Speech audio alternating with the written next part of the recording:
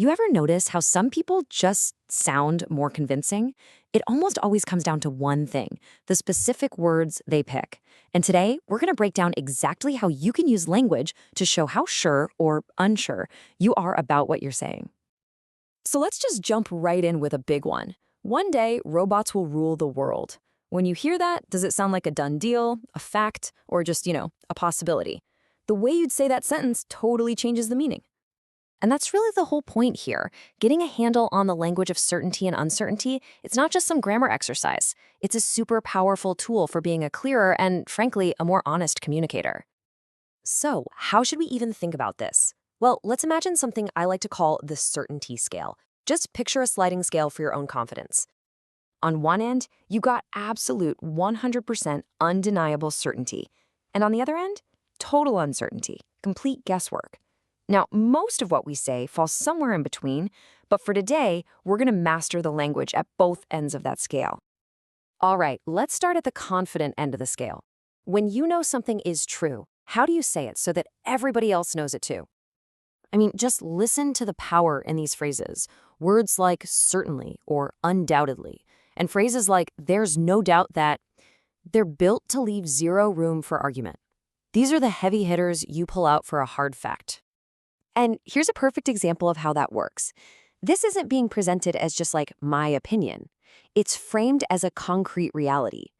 Using there is no doubt tells your listener, hey, we all agree on this, right? This is a fact. Okay, so now let's flip it and go all the way to the other side of the scale. Because, sometimes the smartest thing you can do is be really clear about what you don't know. And saying you have doubts isn't a weakness. It's actually a sign of precision. It's honest. So, here's your vocabulary for being uncertain. Simple words, right? Maybe, perhaps. They open the door for possibilities without locking you in. And then you have phrases like, I'm not so sure, or I doubt that, which flat out state you're not convinced. Look at this in a real sentence.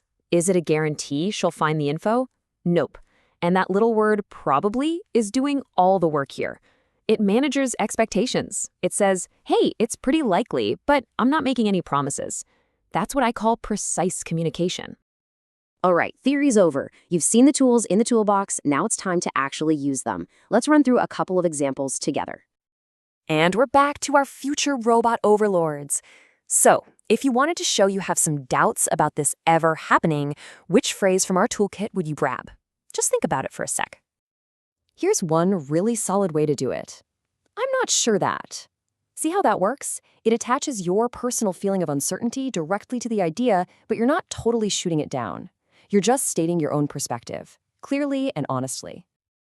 Okay, let's try another one. This one feels a lot more like a fact, doesn't it? So how would you phrase this to show that you are absolutely 100% certain about it? That's a great choice. Kicking off the sentence with a power word like certainly just sets the tone right away. It's like planting a flag at the beginning of the sentence that tells everyone, hey, listen up. What I'm about to say is a fact. Okay, one last one for practice. This is another statement that a lot of people would argue is a fact. So how do you say this to give it the most punch, the most certainty? And there you have it. There's no doubt that this is one of the strongest phrases you can possibly use. When you say this, you're basically telling people, don't even bother arguing with me on this one. You're presenting it as a settled truth. So, okay, we've gone through a bunch of phrases, but let's get to the big question. Why does any of this actually matter in the real world? Well, it all comes down to the power of being precise with your words. Think about it. When you match your words to how confident you really are, you build trust. People know you aren't just bluffing. You manage expectations, so nobody gets the wrong idea. And maybe most importantly, your ideas land with exactly the force you want them to. And if you take one thing away from this, let it be this. Your level of certainty is actually part of your message.